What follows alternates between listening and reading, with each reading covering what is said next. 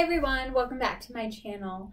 I don't know if you noticed, but I actually skipped last month. I did a lot of sewing, but I never got around to shooting videos. So this video is going to include everything I've made in the month of May and June. So I'm gonna try to keep it short and sweet and not talk too long because I have a lot to get through. The first thing I had made in May was another of these Simplicity button-up shirts. I can't remember the pattern name. I'll try to insert it here. I used just this pink. It's a cotton from Joann's. I had originally thought it was rayon, but I went back and looked and it is cotton. It's a really nice lightweight cotton, good for spring and summer. It's slightly sheer, but I'm okay with that. And then the other thing I'm wearing is ginger jeans. So if you remember back in March, I had made two pairs and I was still working on the sizing. So I think I had finally figured it out. So I made this pair in a light gray and I used the skinny leg view. I did lower the waistline in the front by about 1.5 inches, and I actually think I might need another 1/2 inch to get it exactly where I went, but I'm pretty happy with the fit on these. They fit really nice through the hips and the legs, perfect length. So I'm very happy. The fabric I used is actually a flannel backed jeans fabric, so these are kind of toasty and warm. So the next thing I made is this Mandi Boatneck tee, and it's actually a free pattern, so I'll put a link down to where you can get the pattern for free online. The fabric I used was this terry that I purchased from Colorado Fabrics back in May, and I ended up using the wrong side of the fabric out just because I thought it had like really nice texture. I'm trying to see if I can show you. But I thought it had an interesting texture and it looked a lot cooler than, you know, the inside of the fabric, which just looks like sweatshirt material. This pattern is a one size fits all, so I'm pretty happy that it fits me. I do think I might want a little bit more room in the arms, but this terry doesn't stretch a whole lot, so I think if you use a stretchier fabric, it's probably fine. I liked how it has a drop shoulder seam. So the shoulder seam is right here, so it's considerably dropped. The only thing that I didn't love about this version is that I feel like it's a little bit billowy in the back. I don't know if you can tell, but there's a lot of fabrics there. So I wore that teal Mandi Boatneck quite a lot, so I decided to make another one, and this time I used a ponte in this aqua and white stripe. I just made a couple of alterations to the pattern. On the hemline, I did sort of like a high-low, so I cut the back a little bit longer than the front, and then I notched it in on the side. Just thought it would be a nice design detail. And also this one, because the back was so big on the other one, I cut out like a triangle wedge. You cut out the back on the fold, so I just like skewed the back a little so there was no difference to the shoulders, but then the bottom of the back was about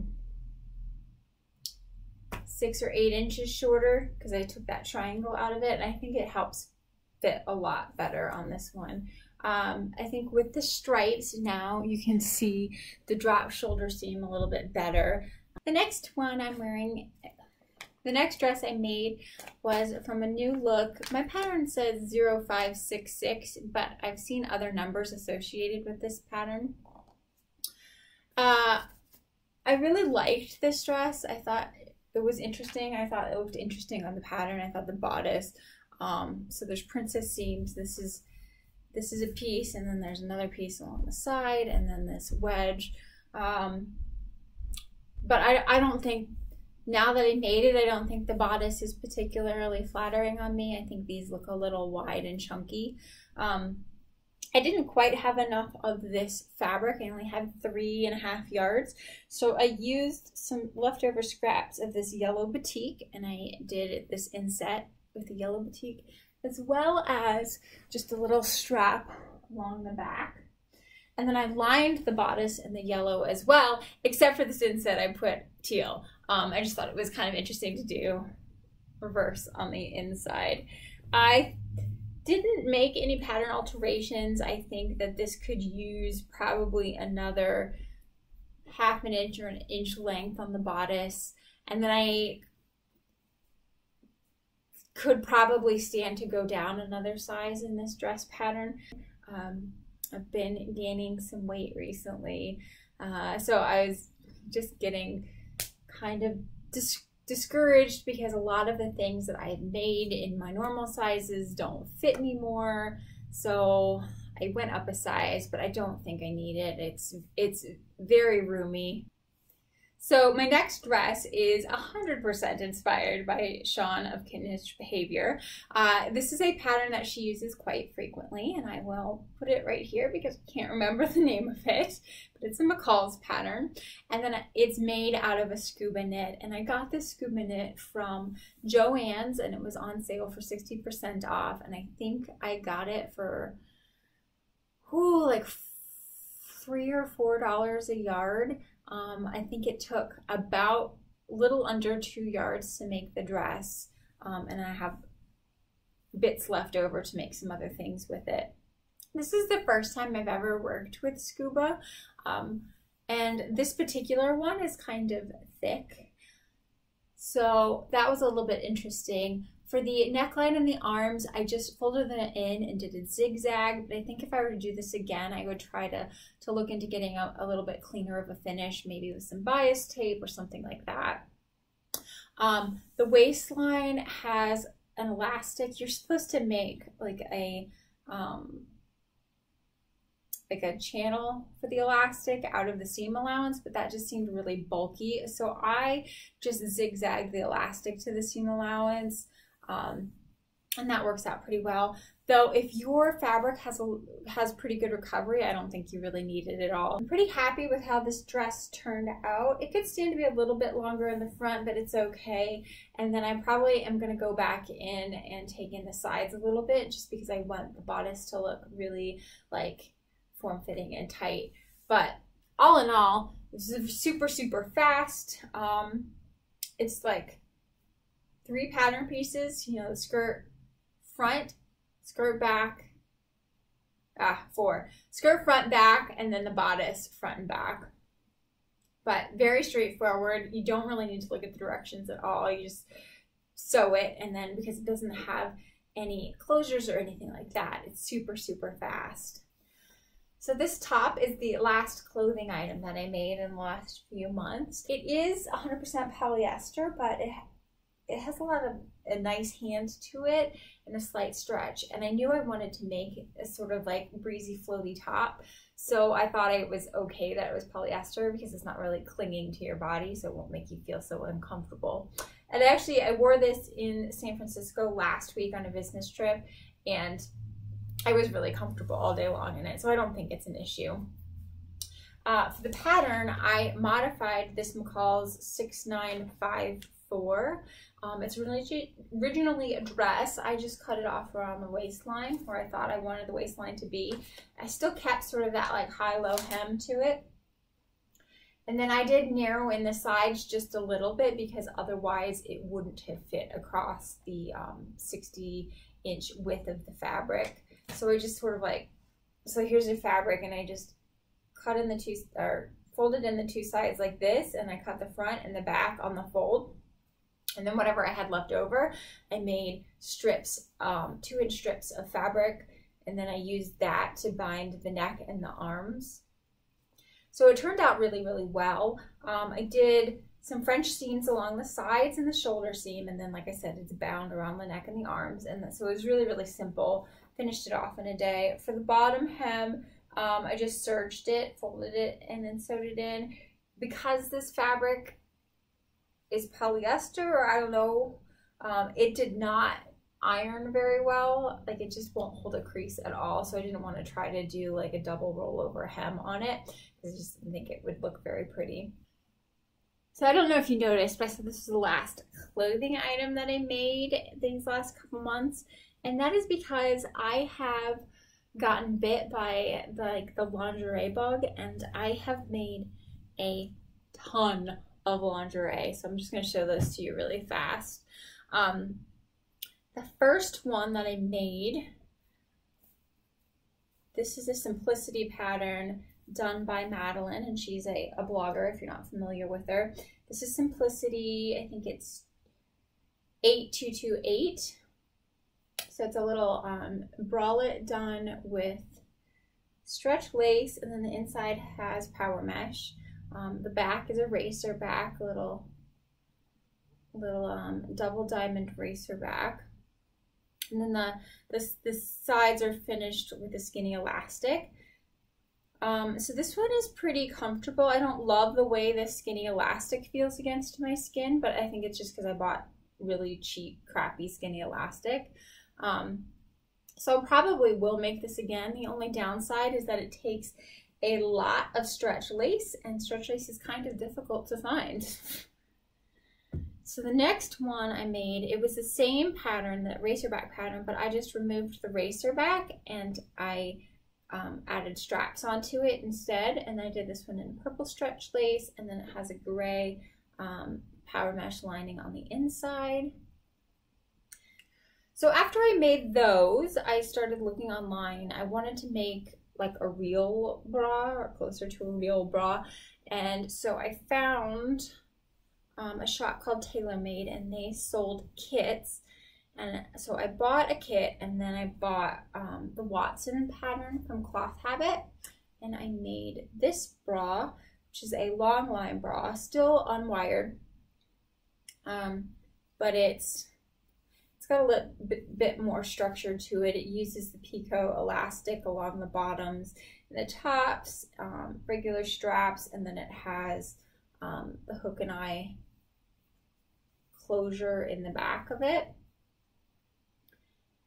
So this kit was only meant to make one bra, but I was able to squeeze out a pair of panties to go along with it. And I used the panty pattern that was in that Madeline by Simplicity. So I made these, and they have, okay, so this is the front and then the back as well. So I just was able to use scraps of this scuba knit to make these panties. And then the bottom was finished with a fold over elastic right here that matches the straps on the bra. And then I used picot elastic along the waistline. So I have that set. So then I saw online this really beautiful lemon Watson bra, and I had to have one. So I picked up the same fabric, and this is from Art Gallery, I believe it is. So I just picked up a yard of this jersey, and then I made another Watson with it, and this time I lined it in a yellow power mesh. Then the back of the bra is the power mesh as well. I had trouble finding notions to match, but I did eventually find this sort of like pale yellow strapping. I found yellow picot, and then I ended up using like a celery green hook and eye. Most of these notions I purchased from Art Crafts. I'll put a link down in the description below. But the fabric and the power mesh I actually got off of Amazon.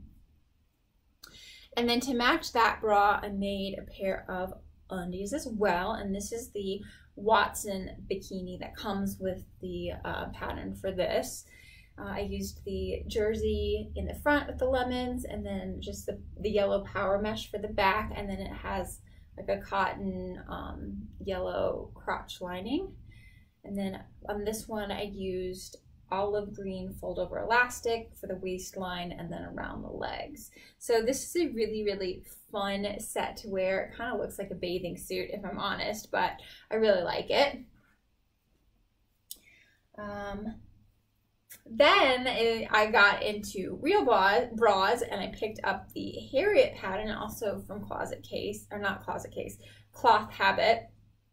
So the first Harriet bra I made was this one, and I used some silk charmeuse that I had gotten in like a grab bag from Fabric Mart. I have 8 yards of this silk, so I made like 3 or 4 tester bras before I got to this one. So, but you know, I figured I had so much silk, you know, I have silk to spare. I used a Findings and Notions kit from Tailor Made shop, and it's just a Notions kit in pastel.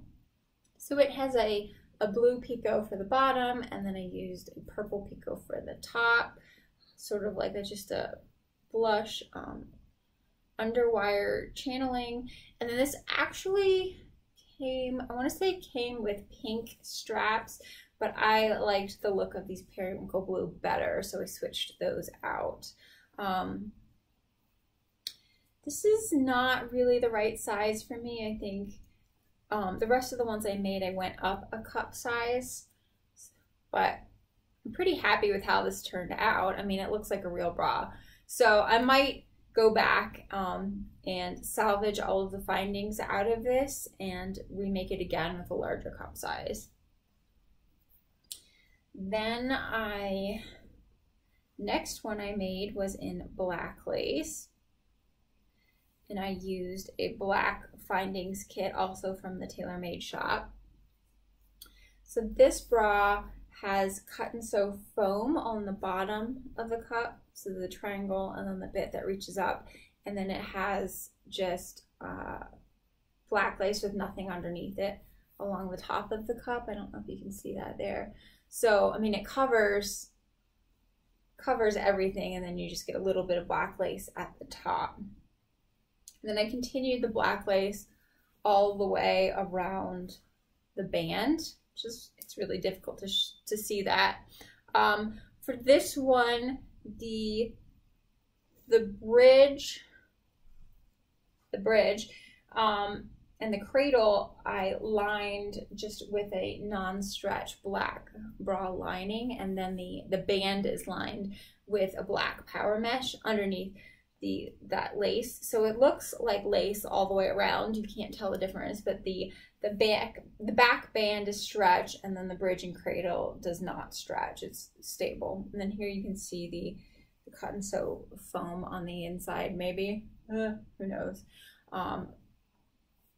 This one looks really nice. I did black underwire channeling. I actually used a nude skinny elastic to stabilize the edge of the lace, but I don't know that I need that. I might take it out because I think it makes the top line of it not as nice as I would like. There's that. And then the last set I made, so this one I bought from Tailor Made shop. They have like grab bags that are $5, and it was supposed to just have like a bunch of odds and ends of notions and stuff in there for making tester bras and stuff like that. But anyway, so when I got that it came with a bunch of stuff. It came with the cut and sew foam that I used in this bra,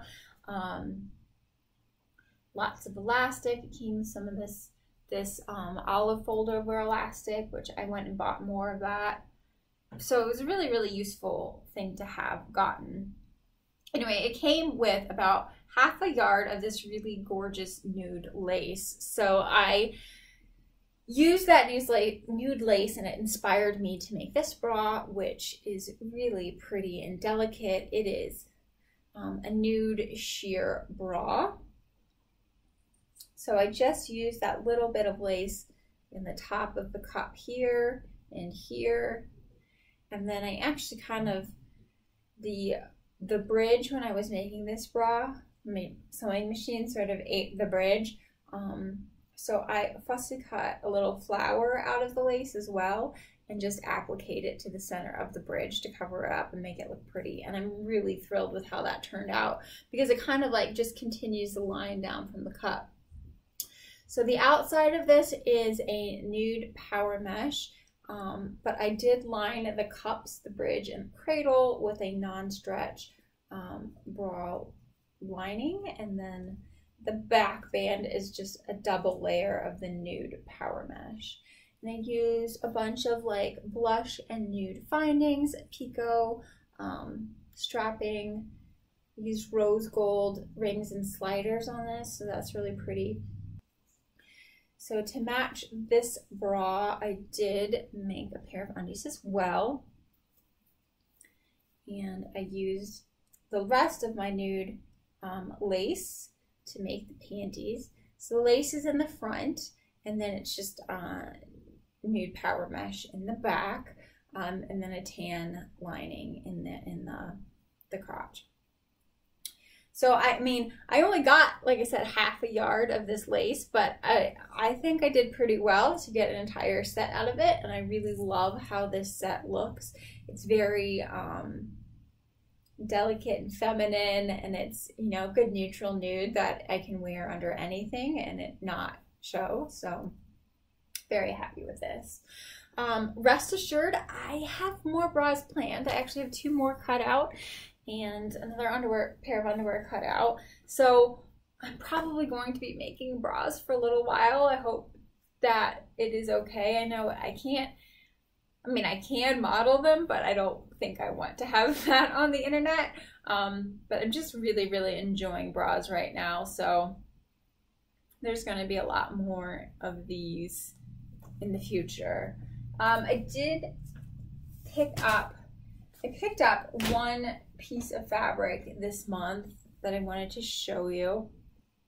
So it's this beautiful green herringbone, but then if you look closely, it has all of these like primary colored specks in it.